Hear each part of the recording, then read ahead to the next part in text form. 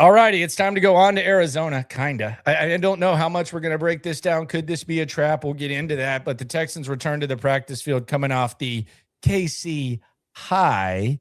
And there was a lot to hear from Demeco. There was a lot to hear from CJ. We also caught up with Tommy Togiai as well. And we also want you to join us this Friday, live at Spanky's this Friday. Bring a toy and bring an appetite. We will be there. We have a toy drive going on that we want you to partake in. Bring a toy. You'll get a raffle ticket. And we will be consuming beverages. We will be consuming food, and we'll be hanging out at Spanky's talking about all the great things going on with the Texans. We get out there usually before 3. We stay late. We want you there. I will be consuming WAP wings and pizza. So I cannot wait to dive into that WAP, the wings and pizza, as good as you'll find in town. It is top-notch WAP. Cannot wait. I'm be having a little half and half pizza. It's going to be delicious. And as Landry mentioned, we're doing a toy drive benefiting Be a Resource Houston. They do a great job taking care of kids who don't have as much around the holiday time. So you bring a unopened, unwrapped toy, and we'll get you a raffle ticket. There's going to be some fun stuff to win. Cody prefers the top tater kegs and pizza, so he's more of a top guy. I'm more of a WAP guy. So there we go. All right, so we'll see you at Spanky's this Friday. Bring a toy. We got you covered. Top spelled with an O. If we're gonna pronounce WAP like WAP, like we got to change it a little bit. It's not tap. The tap is the beer, but just play along with me. I'm changing the way I pronounce things. I hope you limbered up because you're stretching a little bit. Speaking of stretching, as the Texans went out to the practice field and they stretched, there were some notable absences. Most of them pretty well expected. Let's get into the early injury signs here on a Wednesday, which is always very early, but can always be a little bit of a hint. Break it down. You look at this, both the top 2 running backs on this one, the knee for Woody Marks, that's probably to me a little bit more concerning than if it was something else, just because it could be numerous things. And it feels like something that with the massive amount of use that they do have for Woody Marks, it could maybe build on itself. So that's something to monitor and pay attention to over the next few weeks when it comes to Woody Marks. And the Nick Chubb with the ribs, I don't remember who you were having the discussion with, but running back and ribs is about the worst combo you could have going around. So no Nick Chubb on this one. Kamari Lassiter, he didn't practice Wednesday or Thursday last week. He practiced Friday and then still went. Azeez, it feels like one of those light days or rest days for Azeez. Trent Brown, if he's missing on Wednesdays, you don't raise your eyebrow. And same thing with Demeco Autry. So of the did not participates, definitely keeping an eye on Kamari Lassiter and obviously Woody Marks, because no Woody Marks, no Nick Chubb. RB1 at that point would be Dare Agumbawale.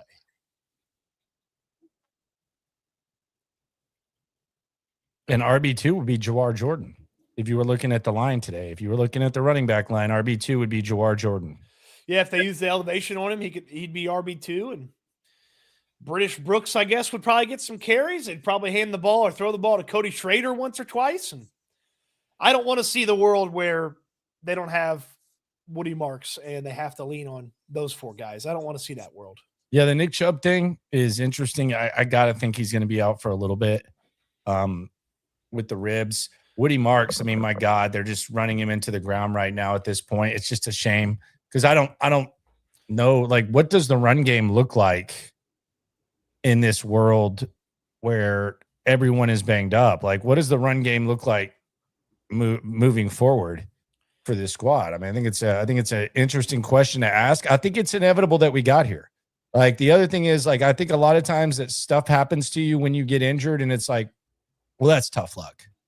You know, like, couldn't have predicted what was going to happen in wide receiver last year, you know, like with how depleted you got. You can't predict situations that they've been in other positions. Tight end at the start of the season, like, you couldn't really necessarily predict that unless you wanted to factor in that Brevin Jordan had gotten hurt the previous year. But it was bad luck. But, like, we've talked about them being paper thin at running back all season long, especially when it became apparent that Joe Mixon wasn't playing. So as much as a lot of times injuries, it's like bad luck and all teams are dealing with it and all that. And Arizona's got a hell of a list themselves when it comes to injuries. But the running back thing, it was just inevitable that you were going to find yourself in this situation. I don't know if that's frustrating, but it just kind of is what it is when it comes to the way in which they functioned at running back. Yeah, I mean this was always the fear that if you did miss one of those top two guys, it's not like there's a bevy of options behind him. And using Woody Marks this way is not the way that Woody Marks was intended to be used. I mean, I think he's performed better at true running back one duties than I anticipated, but this is not why Woody Marks was brought in. Woody Marks was brought in to be a complement to somebody else. And so, casting him as the lead running back and using him the way that they do use him, it presents the opportunity for a lot of wear and tear to build up. And in the midst of that, you're seeing it here. And then the thin nature of the guys behind him is even more apparent. And I'm doing the math here on the fly. He's only 65 touches away from his entire college output last year, which was obviously the most that he touched the ball in his college career in a season. So, I mean, this is a guy that's playing a lot more football and a lot more physical football than he had been playing for the past few seasons. Are you doing this? You're doing this on touches or just carries? I'm doing carries plus receptions. Okay, well, yeah. And the last time the Texans really kind of, and my theory with Dameon Pierce has always been, first of all, he's not a guy that you wanted to carry the load. That was never the case. But if you look at how many times he had double-digit carries in college, I don't have the number off the top of my head. I've said it 100 times, though. I think it was like 8, and I think that they like doubled or tripled that in his first 2 years in the league. I'm not sitting here saying that they're going to break Woody Marks down, but I'm just saying like there's an example. One of the theories about Dameon Pierce is he was never as good as his stats were at the beginning, but I also think they ran his ass into the ground during those shitty seasons, and I just don't think he was built that way. I think Woody Marks might potentially be built this way, but it's not the ideal way to use Woody Marks moving forward. And I just hope that he gets some sort of rest in some way, shape, or form. I just don't know if they can afford to do it at this point based on what we previously mentioned with the running back position. Yeah, it's not like the offense has like this incredible, passing game that they're like, we'll just throw it a few extra times if we can't run the football. No, the offensive coordinator goes up there every week, talks about how they want to be a downhill physical running team. And well, they've done it. They've run their running back into a couple of car crashes and now they're paying for it. And their backup running back. Yeah. I mean, at least it's not, they don't have the bodies. It's not like Nick Chubb's knee is hurt or his lower body, he has a lower body injury. He hurt his ribs. Like that's unfortunate, but it's also unfortunate that you don't have any more bodies behind Nick Chubb that you're pretty excited about or you could turn to and feel confident about because that's how they've addressed the running back situation for the better part of a year. Swarm. All right, on the chat, Malik says, after last 4 weeks, this game and week feels boring AF. Yeah, and that's always kind of a dangerous territory when you feel that way. I don't disagree with you. I mean, like, I'm not going to sit here and break down the Arizona Cardinals. We might talk a little bit about Jacoby Brissett. I think McBride deserves a little bit of attention. I actually think they're a better team than their record. There have been some games where they could have easily won. They actually just fell apart as soon as that guy dropped the ball. He was Benson, like at the 1 yard line, and then Jonathan Gannon went and kind of shoulder nudged him, or whoever the hell did. Imari DiMercado. Yeah, DiMercado, whatever. But yeah, it is not like a game that you just completely break down. I will say Demeco does have a crush. I think this is probably one of his top 10 favorite players in the league. Buda Baker. Yes. Oh yeah. Buda Baker did not practice, but my God, Demeco loves him some Buda Baker. Oh yeah, he had a lot to say about Buda Baker. Yeah, and I think he probably got a good look at him a couple times a year in San Fran, so he definitely has respect for him. Malik also says Justin Watson's back, ready for Knowles reps to go down again. I do wonder what that looks like. I was walking to practice and I saw 84, and I was like, I really didn't do anything. I just kept walking, and then I look back. I go, oh, Justin Watson's back, and then I saw Harrison Bryant. I was like, oh, Harrison Bryant's back. So the 21-day window for those two fellas is open. So I forgot Justin Watson was on the team. He walked in the locker room the other day, and I looked at Sam Warren and I said, who is that again?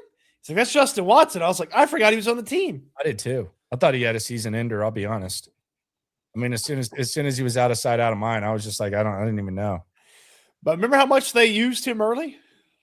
Remember how much Demeco praised him in the offseason? Yeah.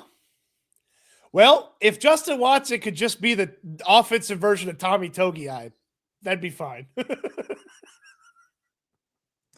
What? Yeah, he called Watson one of the most consistent players on offense. Oh yeah. If he could be that, then you're cooking. You're cooking. I think the only thing about these two guys returning is, along with Schrader, is I think Nick Caley. He's got a bunch of white skill position guys, so at least he feels like he's in New England again. I know he is like idolizes everything about the New England, so now at least he has a bunch of white skill position guys around. Maybe he'll be in his comfort zone. Maybe he'll be in the bag now. Return of the Honkas.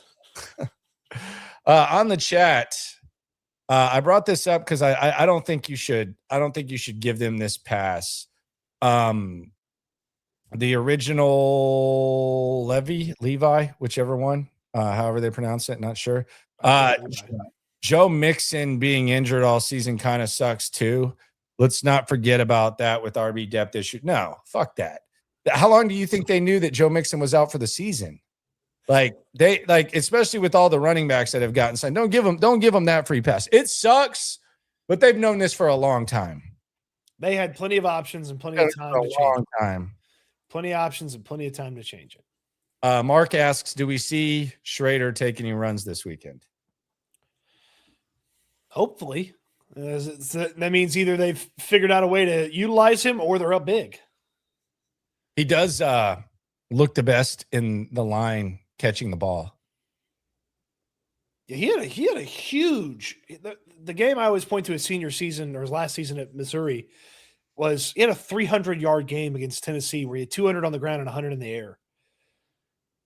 Yeah, he's but again, he was in line with Jawar Jordan, Dare Gumbawale, and British Brooks, but he did look like the superior receiver. Hey, it's not his fault that Woody Marks ain't out there to catch the football, show everybody how it's done. So the question, what does the running game look like moving forward? It's TBD. We will see if Woody tries to go. I would be surprised if Chubb did. I'll be honest. They need some rest. He definitely needs some rest, and the ribs, not ideal. I mean, they're teetering on offensive disaster if they don't have Woody Marks for an extended period of time. They might be able to sneak by a Cardinals or a Raiders.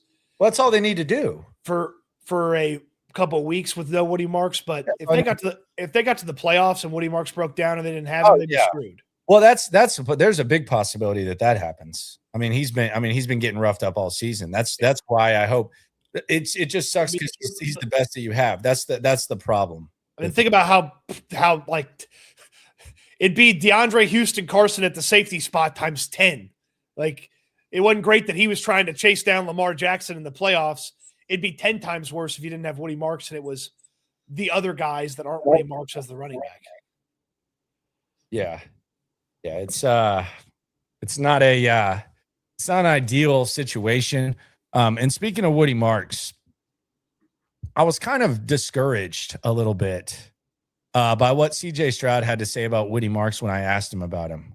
And I'll explain in a second. I just want you to listen to me asking CJ Stroud about Woody Marks, and I'll tell you why this had me discouraged here on SNL. Join us, by the way, Friday, live at Spanky's, Toy Drive, Party, Happy Hour.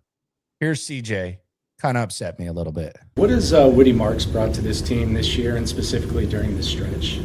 I think, he's about an ability, to create, be great in the pass game and, catch the ball and get upfield and, be dynamic in that area. So I think, he's making strides in the pass protection and, know he needs to in that. And he wants to be better in every single area. So, and he's a very mature, rookie and has done a good job of just, never, riding the highs, riding the lows. And I thought he's done a good job of taking care of the football and, running downhill and making blocks right. It's terrible. I mean, and this is the problem I have about it, Cody. I agree with everything he said.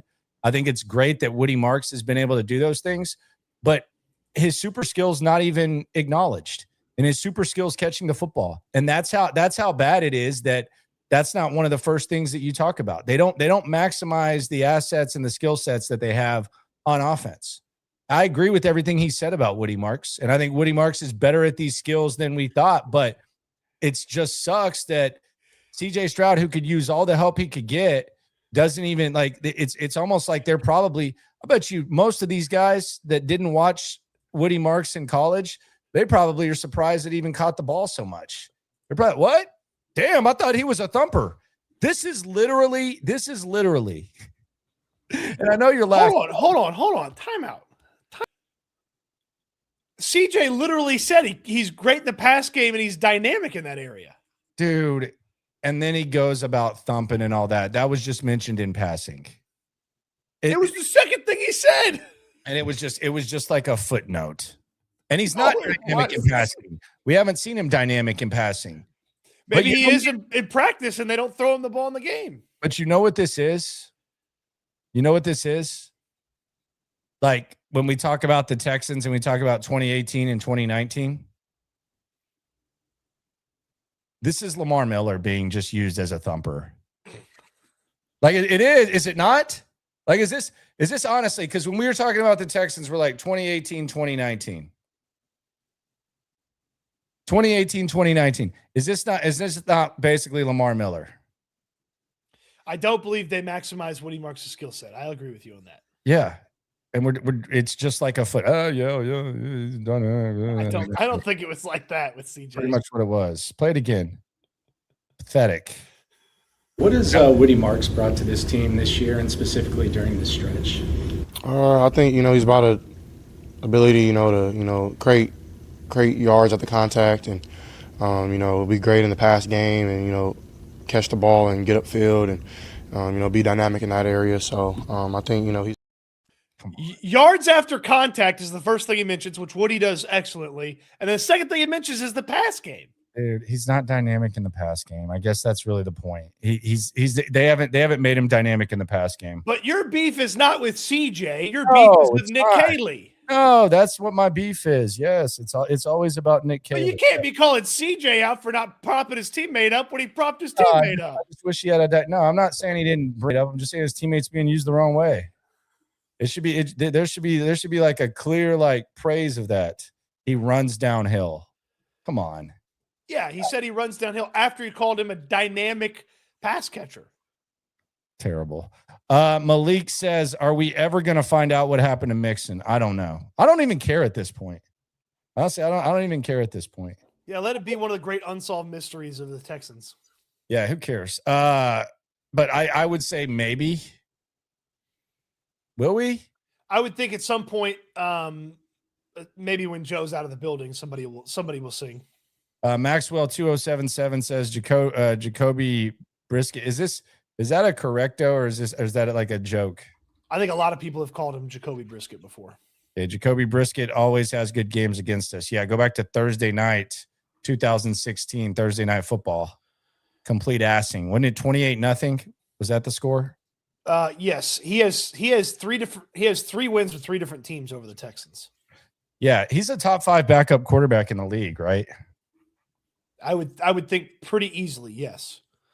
Yeah, I don't think there's very many guys that are like close to him as far as backups go. He's easily a top 5 backup, right? Yes, I would think pretty. Yeah, I would say so too. I mean, off the top of my head, just thinking about backup quarterbacks, I think Gardner Minshew is probably one of the better backup guys. And that may be about it. It may be there only a couple of guys in contention to be the best backup. This would be those two. I mean, Mac Jones played his ass off for the 49ers. So maybe Mac Jones. But it's easily top 4, top 5. Jason Garrett think. That's what that says. Yes. Jason Garrett, I think. Okay. He says best defensive name I know is the Taxmen. They make you pay. That was what Chris Long came up with that one, right? I think Chris Long came up with that. Timothy. What's wrong with you today?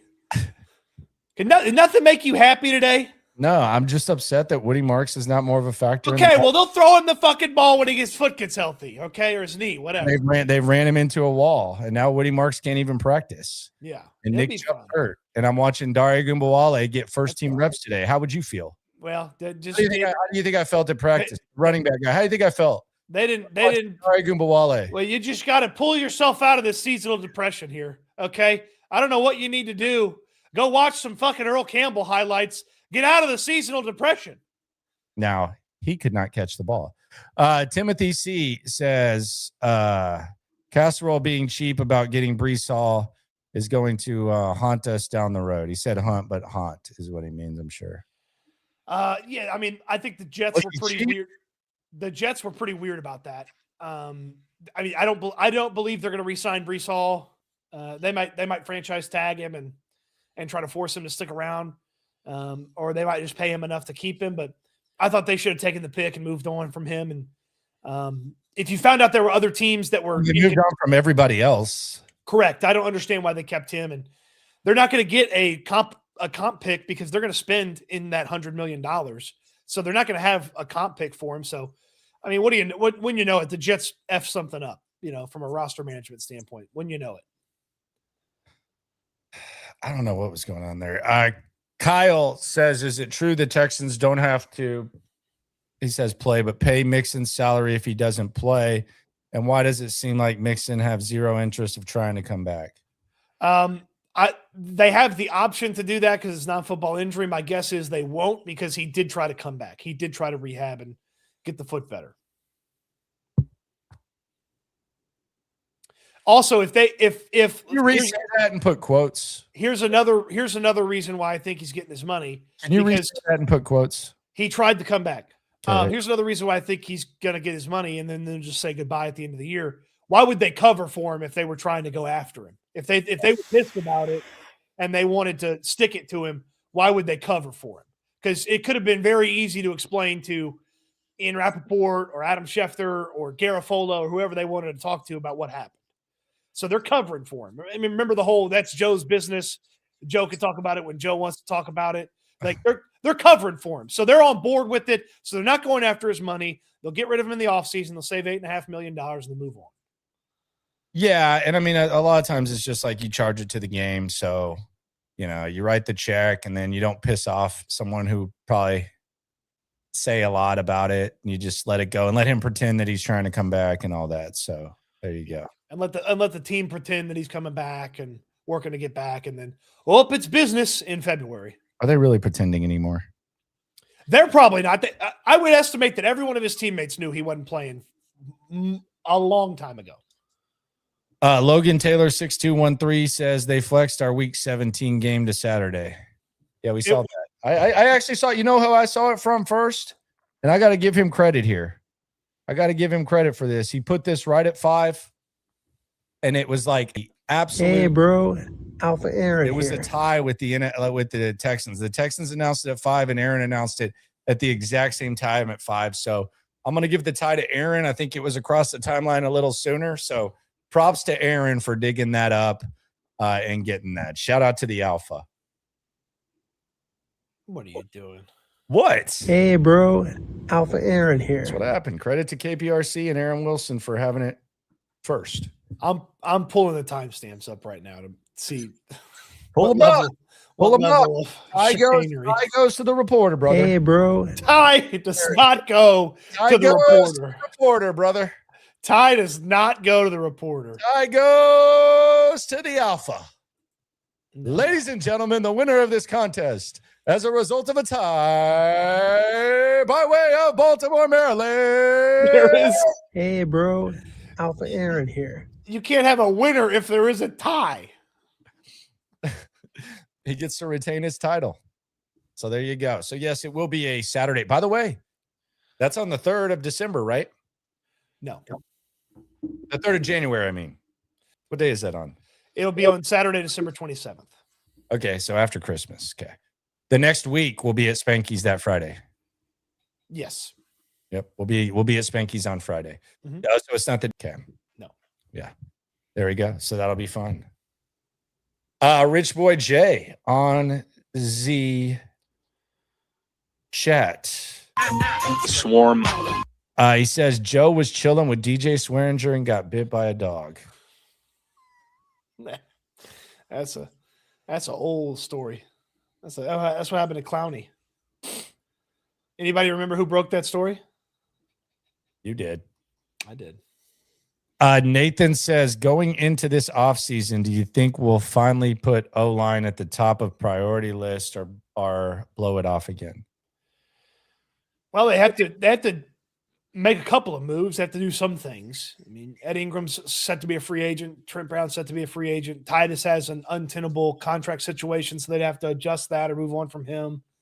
So there'd be some things that they'll have to do, and if that creates openings, maybe somebody who previously played for the Patriots is going to get waived, and they can pick him up, or somebody who played for the Patriots 7 agent, they can draft, sign him, or maybe they'll draft North Carolina guys because Bill Belichick coached them, and that's good enough. Yeah, December 27th. That's on me. Panda, that's on me. By the way, James Clancy says that it's harsh that you won't give Alpha Aaron credit for being first on that. Some would say that's even stone cold. Very harsh, dude. Stone cold. Nathan already talked about the O-line. I don't know about blowing it off. I feel like it was a high priority 2 years ago. They just sucked at it. Well, it was a high priority this year. They just went bargain shopping. Yes, they did. I want Woody Marks, by the way, to get some rest this week. I don't care if he's ready to go or not. So you want Woody to not play this week? No, I don't, dude. No, I want him to rest. I want him to ice up. If they're going to use him like that, hell no. Like he's not going to make it to the playoffs. Like if they keep running him like this, he's not going to make it to the playoffs. It's not going to happen. He's not going to hold up. You're going to run him into a wall 20 times. That's why I'm pissed. Let him catch the ball. CJ had to create that one. Seasonal running back depression. Yes. So one thing I get to watch when I go to practice is running back drills. Woody Marks, Nick Chubb, and the greatness that once was Nick Chubb. If I were in the stands with my daughter, I would point to Nick Chubb and say, that guy used to be one of the best running backs in the league. See that guy, 27? He's good. He's underrated. He played for Mike Leach. He cussed me out back in college. Rest in peace to him. Instead, I got to say, look at that special teamer. Look at this guy that can't make practice squads. Look at this guy that's a fullback. Frustrated. Yeah, well, you left somebody out. Look at this new guy they just signed off of waivers. He's got something. I said practice squad guy. That was him. Well, who was Jawar Jordan then? Oh, okay. Practice squad guys. You're not helping me, Cody. We in here talking about practice. You're not helping me, man. I choose to see the glass 1/8 full, and you choose to see it 7/8 empty. Houston Misfortune says Landry should use Stoots' TDECU card to buy a Woody Marks jersey. You know what? I think you should use a TDECU debit card to buy a Woody Marks jersey, and you'll get 15% off, just like they've taken 15% off his career the last few weeks. Cody, let them know about the TDECU debit card. Oh, man, TDECU, the Texans debit card. It's gorgeous. You can get it in all the various perks by having it at tdcu.org/Texans, including how you get that 15% off Texans gear on the online team store when you have that TDECU Texans debit card. All the other fantastic perks for being a member at TDECU. Membership's required. They're a credit union. Membership's required. They're insured by the NCUA, but they can do more for you because they are a credit union. Your credit union is not just a slogan. They mean it. They want to take care of you, and the perks are numerous with our friends at TDECU. You get the process started right there online. You can walk into one of the 15 greater Houston area locations as well. If you want to walk in and get it going like I did, less than 20 minutes. You can walk in, get signed up, be a member, walk out with the Houston Texans debit card thanks to our friends at TDECU. All right, you don't have to show the number. Just give us the 3 number, the 3 security. Oh, okay. Yeah, come on. And then we would have to guess the number to get it. Just give us the 3 numbers on the back. Come on. Give us the 3. Come on. My wallet's way over there. Come on, dude. My wallet's way over there. Ridiculous. Absolutely ridiculous. You know what? One day, I'm going to tell you the number. And then we'll see if anybody goes and uses it. Okay. That's probably not smart. That's probably not smart. I was just thinking about this. So let's say we went to Spanky's on Friday, which we're going to. Okay. And let's say we're sitting at Spanky's. And let's say that the Miller Lite, they run out of Miller Lite, which, I mean, why the hell would that happen on a Friday, SNL Friday? Like, really, why would that happen? I don't know. It wouldn't happen before we got there, but after? Yeah. So maybe. What if that happened? And then all of a sudden, as that happened, Trent Brown walks in the front door. He ducks underneath and he goes, Locke and Cody, what's up? What are y'all sipping on? And we said, Miller Lite. And he goes, oh, that's my favorite. Matter of fact, I want to relive my college days at Florida and I want to do a keg stand. How many people would it take to lift up Trent Brown and have him do a keg stand on the Miller Lite keg? Seriously. No, I'm being dead serious. Like, what is the minimum of people like that show up to the Spanky's gatherings that it would take to lift up Trent Brown for a keg stand? Keep in mind, you got to get high for the keg stand. Keep in mind, he's about 6'10". He ain't no 6'8". Keep in mind, he's about 6'10", and he has to get extra high for the keg stand. How many people would it take to safely get Trent Brown up for the keg stand? We're not exactly popular with the strongman community. So I'm thinking at least 6. And you got to be at the end. You got to be the one with this. He's over 400 pounds and 6'8". Yeah. I'm not worried as much about the weight as much as I'm worried about managing the height of Trent Brown in the process of keg standing him. Yeah, that would be crazy. I think at least 6. Yeah, I would say like probably 7. Because you got to have someone in the back too. Because it's normally 4 for a normal person. It's 2 or 4. It's 2 or 3 usually. If you like look at like the traditional keg stand. I wouldn't know. I've been the holder before, but I've never been the standee. Come on, say something smart ass. I want to hear something from CJ Stroud. I don't even know what you're talking about. Let's hear CJ Stroud talking about the pressure, the way he handled the pressure against the Chiefs and what he thought of it. I feel like I could have did a better job at it, in the calm and the chaos. I got hit a couple times and, that happens. You start to like kind of naturally flinch a little bit and like move around for no reason. But on that specific play, I just seen Woody and just try to make a play. And thought he did a good job of just being instinctive and, making them pay for, being aggressive. So, I think I could have did a better job on that on Sunday, but it's something that I can learn from and, try to be calm in that because it's not easy, but the better you can do it, the more plays are to be made, especially on third down.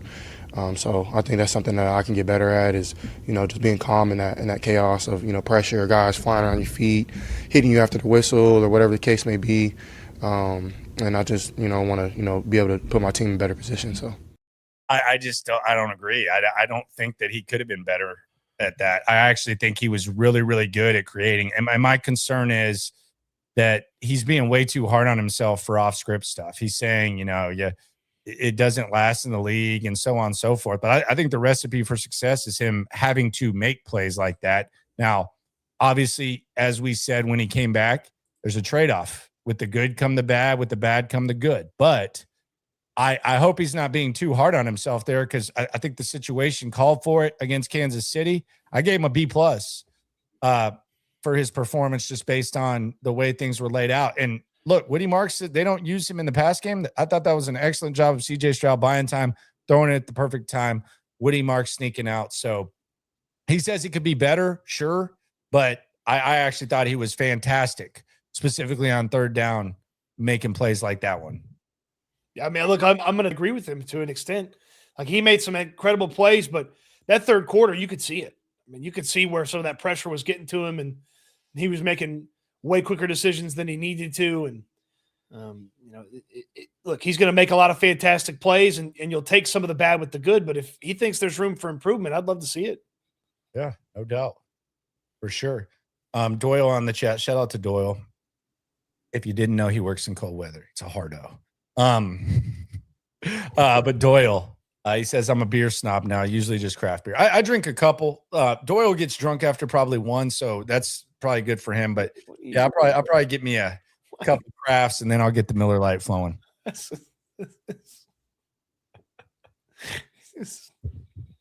You got the guns out today. Just everybody can get it.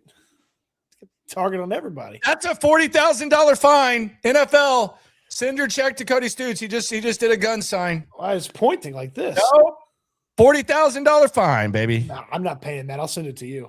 $40,000 fine for Cody Stoots. All right, let's hear some more from CJ. What about the operation? The operation has. By the way, did you like the board game operation back in the day? No. Kind of whack, right? Just who wants to say that's just terrible. But anyway, the operation for the Texans. Some would say that's terrible. Which is worse, the board game operation or the Texans operation when it comes to getting plays in? Timeout out of a TV timeout. I'll go with the Texans.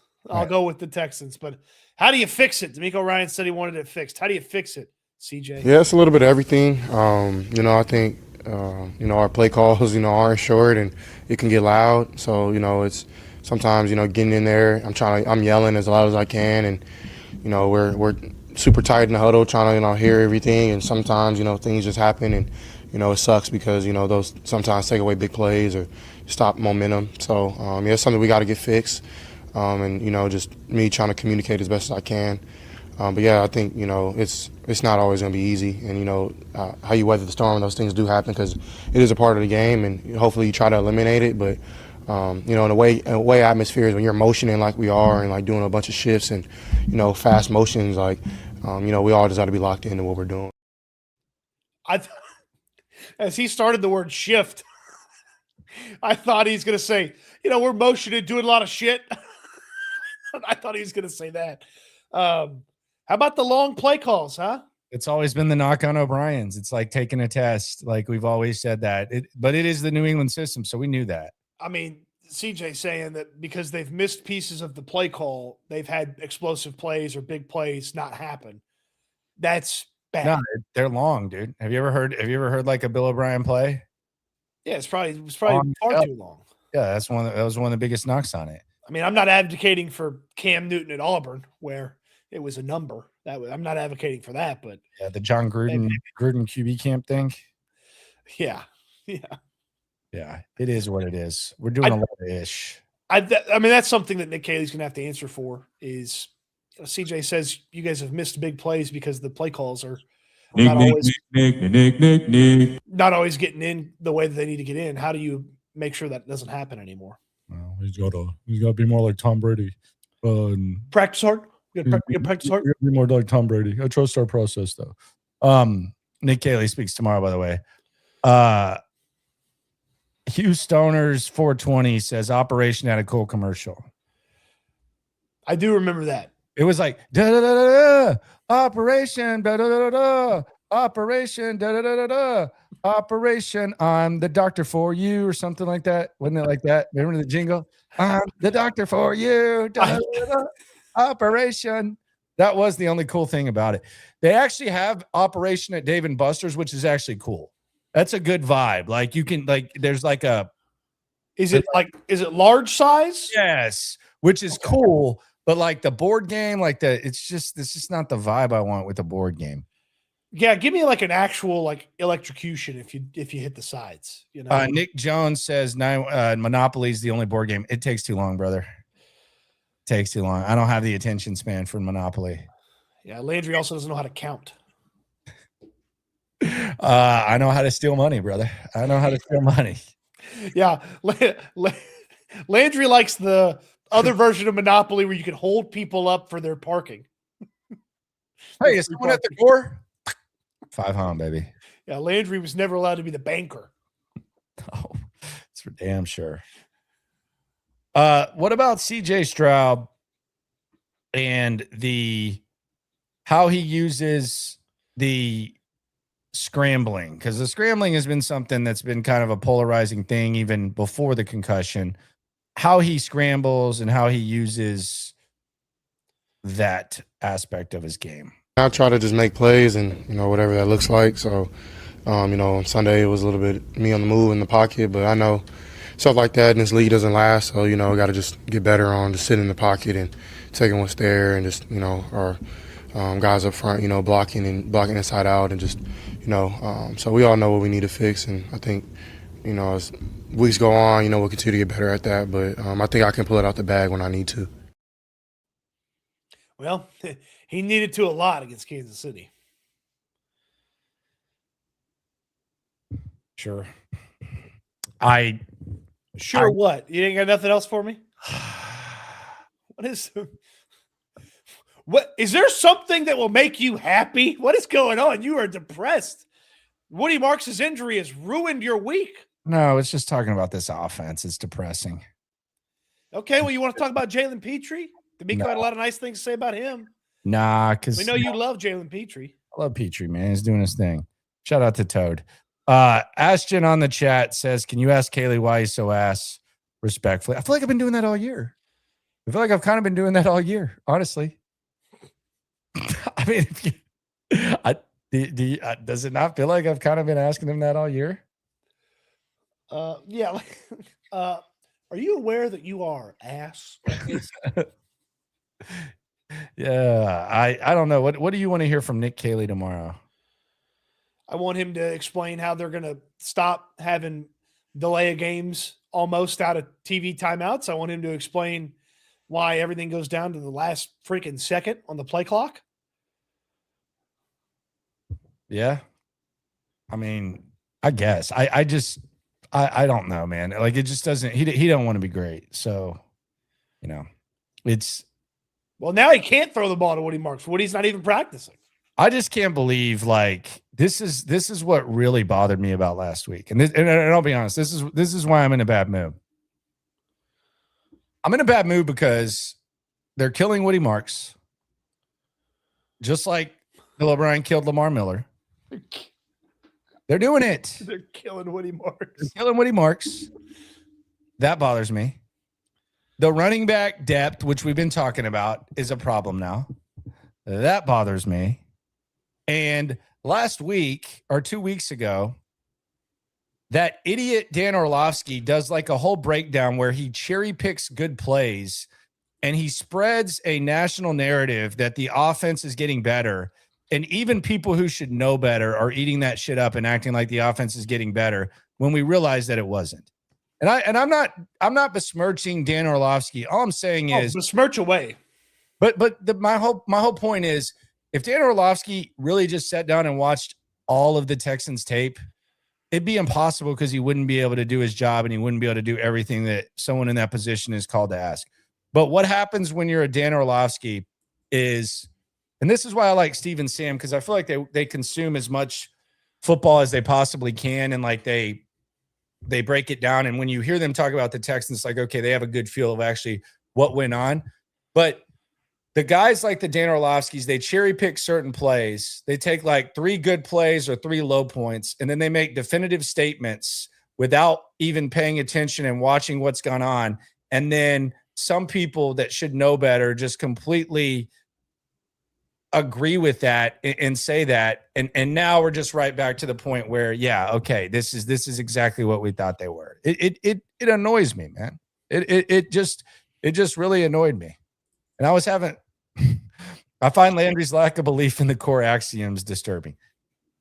It's just tough, man. It's just tough. It's a tough go. But I even had our boy Wexler. Oh, the play design's better. You too, man? You listen to Dan Orlovsky? When the hell have you ever said the words play design? Is it just a coincidence? It's like, what? Yeah, it really annoys me. But like, I don't really watch it. It's just it got brought up to me like 5 times last week, and it's just like, okay, well, he knows what he's talking about when it comes to film. But when you're breaking, the problem with these film sessions on like TV shows Like John Harris is watching the All-22. It takes 3 hours to sit down and watch a full NFL game minimum. It takes 3 hours at least. Some of these cherry pick people will like break down. It's like, okay, whatever. But like he just cherry picked and said that it's getting better. It's like, no, it's really not, man. Speaking of things that gets brought up to you, faith, man. You said the Orlovsky thing is brought. You know what got brought up to me by two separate people in the past couple of days? Give me a hint. It has to do with the player that you're upset is hurt. What about him? Woody Marks. The Oscar-worthy performances of Woody Marks. So, you feel like he's out for the game every time he gets hurt? Yes, it does feel like he's out for the game every time he gets hurt. He looks like he is like dead every time. And then 3 plays later, he's right back. Two separate people. But it's real. I get it. It just you're acting like he's Dwayne Wade. You just Paul Pierce, like a season-ending injury every time, dude. Because they're running him in the ground, man. It's tough. Normal person wouldn't have even gotten up the first time. He's hanging by a thread. Let's hear Demeco Ryans talk about his one-at-a-time mindset and how he maintains that. Take it away, Coach. That's the only way I know, man. You never play a double hitter in football, right? It's always one at a time, and we work all week, right? We got 6 days to work that leads up to whenever that game is, and we put our all, coaches, players, staff. We put all of our effort into the upcoming opponent, and sometimes. When I say it's truly one game at a time, sometimes my kids may ask, Dad, who do we play next? I'm like, oh, I don't know. Like, I really don't know who we play next. You guys tell me who we play next because I can't do anything about the next opponent until we handle the one that's facing us right now. So he doesn't know the Raiders are coming to town next week. He's such a hardo sometimes. Like I like it though. This is the lying with a purpose thing, but like at least he's all message. Like it's not like he's a flip flopper and just changes whatever he says. He's a hardo. He's a hardo with a purpose sometimes, but like I'm not going to believe Demeco Ryans when he says that he did not bring up losing to Kansas City last year. I refuse to believe that. That's fair. Do you believe it? No. Yeah, no way. Yeah, but I do think his mannerisms are authentic. Like I think Bill O'Brien would go up there and he would try to act like, dude, you're you're stressed as fuck right now. You're sweating. Like you are. What's up, Trevor?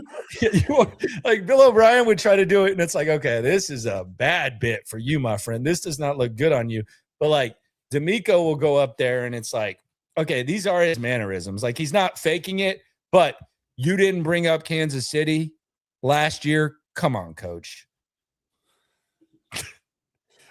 Speaking of Bill O'Brien, bits is always, and he'd show up to training camp in great shape. And by the end of the year, he was fat because he'd stress eat. Dude, that was always crazy. I mean, he would show up literally 40 pounds lighter than his previous. He mentioned the cafeteria his final few years. He would mention it at least like 4 times a week. Well, yeah, because he probably watched film in there after the weight gain in season he had. What would you get if you were trying to eat healthy, like at the cafeteria? Would you see a lot of steak, chicken? Oh yeah, I would just have them make steak all the time for me. Like a bowl or something. Yeah, I'd probably do like a taco or something. I said try and eat healthy. See, you have this weird notion like healthy is calories in, calories out. That's how you lose weight. So you think there's guys eating tacos there? Yes, absolutely. There's guys eating tacos there. Burrito. I mean, what's the difference between rice and a tortilla? They're both carbohydrates, complex carbohydrates. Healthy is calories. You heard it from Cody. Trey Calhoun. Yeah, there you go. This misrepresenting what I'm saying. That's literally a quote. Yeah, your context is king, Landry, and you're not providing any context. That's what you literally just said. Yeah. Trey Calhoun. Stupid. What? I'm listening to you. What are you? How you can get mad at me a lot. That one is just a quote. That's literally what You put no context around it. That's right. I don't understand the context.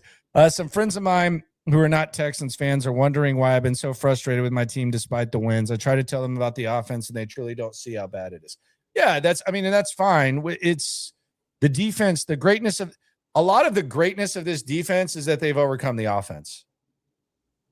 You get like if this were a serviceable offense, I don't know that they've played a close game in the last. First of all, they have 2 more wins at least. Correct. They have 2 more wins at least, and I don't know that these games are even close. So the defense would still be good, but the greatness of this defense in large part is because they're overcoming the offense. Yeah, they've saved the offense from ruining games multiple times. Yes. Okay, so I'm getting some health lessons here. Jay Jones says carbs make you fat, calories are not calories. Meat calories are more rice calories. We're getting a lot. Carbs don't make you fat, so there you go. So you're right, Cody. It's literally science. If you want to lose weight, eat less calories than you burn. There you go. It's thermodynamics. It's a lesson right there. Now you're smarter than your friends. Courtesy of Cody Stoots. Let's hear about Jalen Petri. Jalen Petri. What's wrong, Cody? I didn't say shit.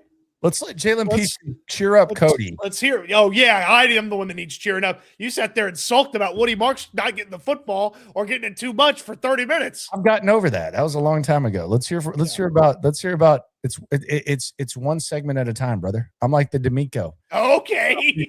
About Petri. Okay, yeah, because you never talk about the past or the future. Nope. It's the moment. Where does Petri's physicality show up in this game? Jalen, he's a Stafford Cobra, hard hitter. That's where he gets it from. It's nothing that we did. He's been doing that since Little League. I bet. Like he's always, he's been a fun guy to watch. I watched him. I wasn't here, but watching him, his Baylor tape, it was the same thing. Like he played with his hair on fire, always, populated the football wherever it was, whether he's blitzing, whatever he was doing. He's just always an impact player, I think, at every level he's been on. He also said that Petri's the key to their defense. I call him the X factor for our defense. Like he can do it all. Right? When it comes to stopping the run, most of the time you worry about a nickel or DB being in the run fits, but we try to find ways to get Jalen in the run fits because he's a physical player, because he's smart. He understands run fits. Then throw him in passing coverage situations. He's able to cover receivers, tight ends. He's just all-around player, right, that you can't coach him on some of the instincts and things that he's able to do and some of the plays that he's able to make. He loves Petri, man. He's a big fan. And quite frankly, it's hard not to love what Petri has done this year. It's been solid. Is Petri his third or fourth favorite on the defense? I listened to him on Pardon My Take today, and he asked for the 3 tone setters, and Petri was 2 of the guys he listed. Who was 1? Kamari Lassiter. Who was 3? Aziz. That's why I think it's either 3 or 4 for him, where Petri, like where he ranks. Because I think Aziz and Kamari are his 1, 2. Will. And then I would think it's either Will or Petri for 3.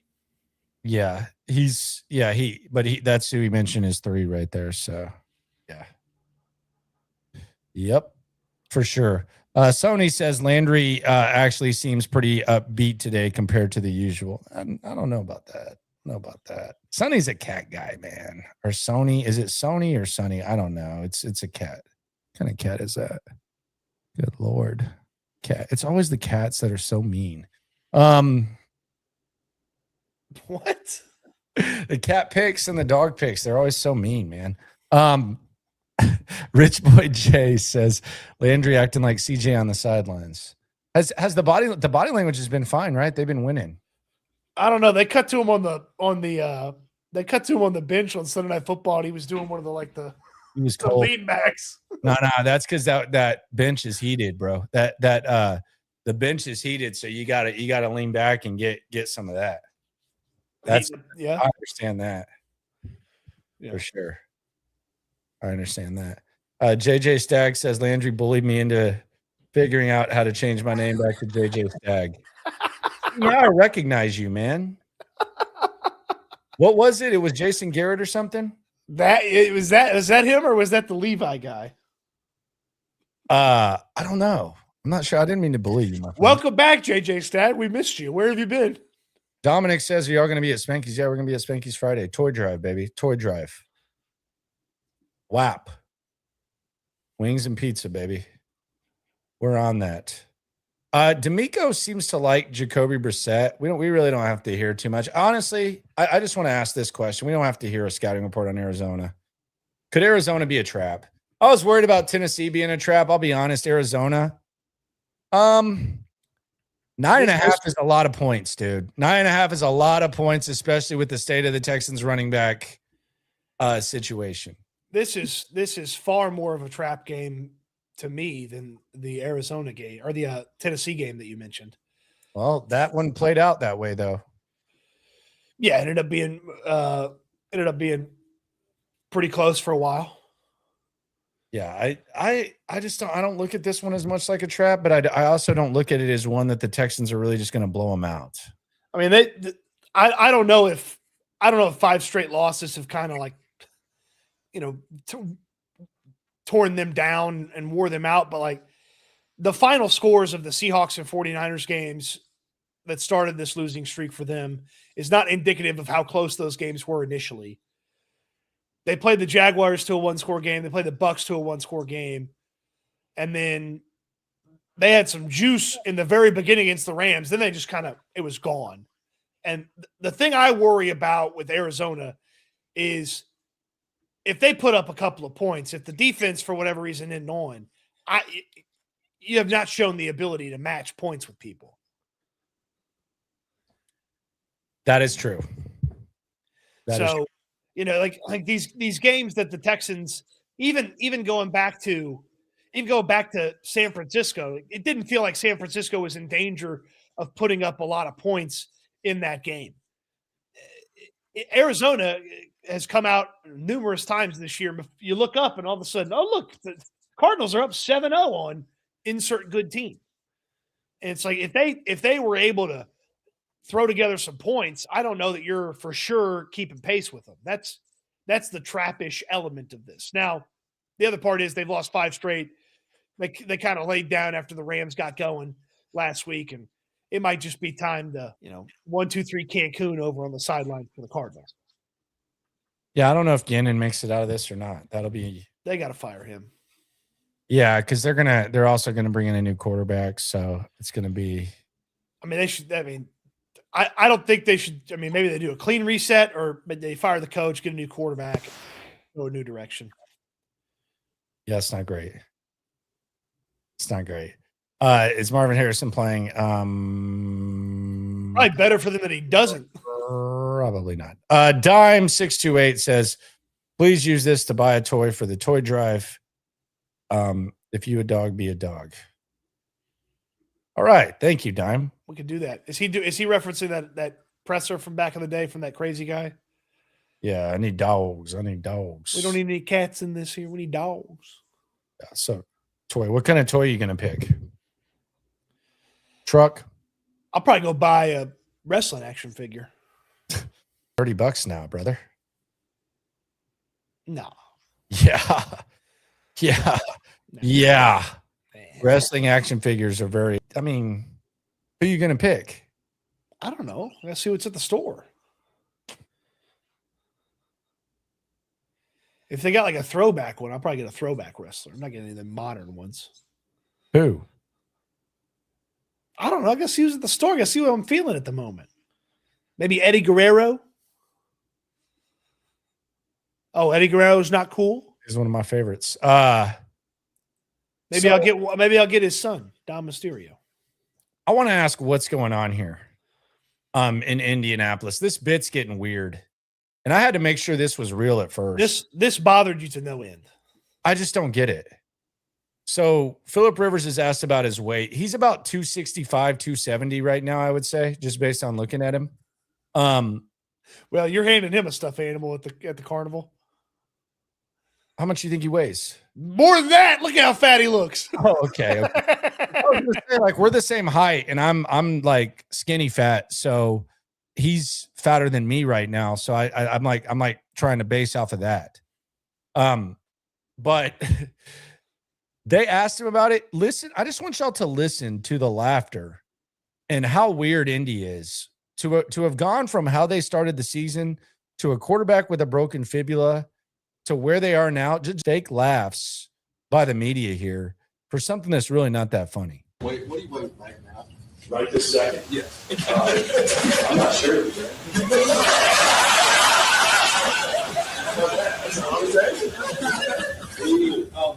I'm going to answer your question a little better on the plain way, Greg, and not what it was when I walked up the field. I'll tell you. But then I'll call that up with, I ain't never run away from anybody anyway. So, I mean, they said, well, they're going to be right there. It's like, will they do that for 16 seconds? What? Good Lord. Did they have to take that off of the tape recorder that they shot that on and put it onto digital? Did Uncle Phil and Jazz just get in an argument in the living room or something like that? Like, what is going on there? Did Tim the Toolman Taylor just cut it? Almost saw his hand off. What is going on in there? That is like some studio laughter. Yeah, I don't know if it was mic'd up weird or they just laughed way too hard at stuff that wasn't funny.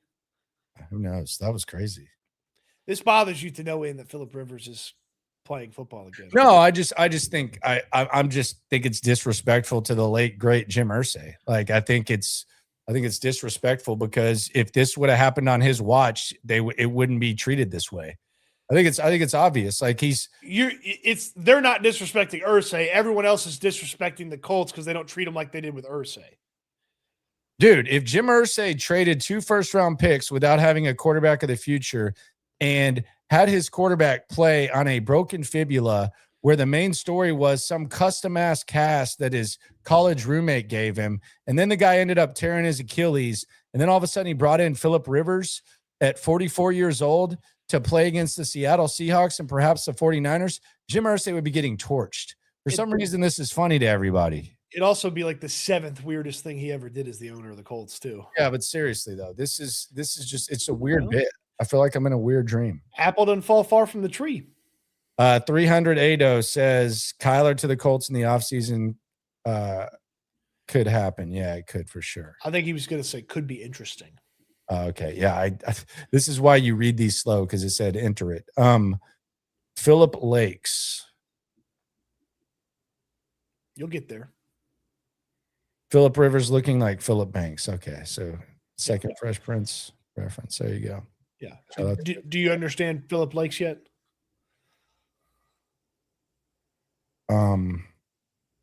I'll figure it out. Who knows? Let's get the hell out of here. Damn. Do I have to draw a map for you? He's called him fat. Phillip Rivers, Phillip Lakes. Oh, okay. So River Lake. How did you, of all people, not get the fat joke? Because that's just not really how I roll, man. Anyway, okay. Appreciate everyone for rolling through. Be sure to subscribe. Be sure to like. Be sure to ride along. I'm gonna go get me some happiness. I'm gonna get over this Woody Marks thing. Just a damn shame what they did to that guy.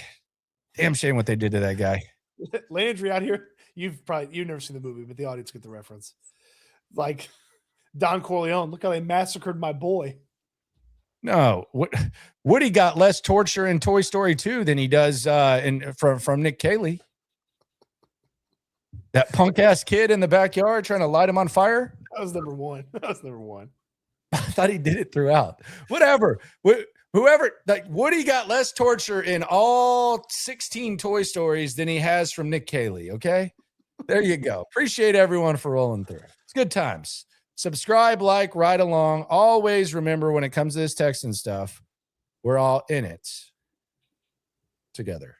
Eat good, sleep good, be good. We'll talk Texans again soon. Thanks for watching, everybody.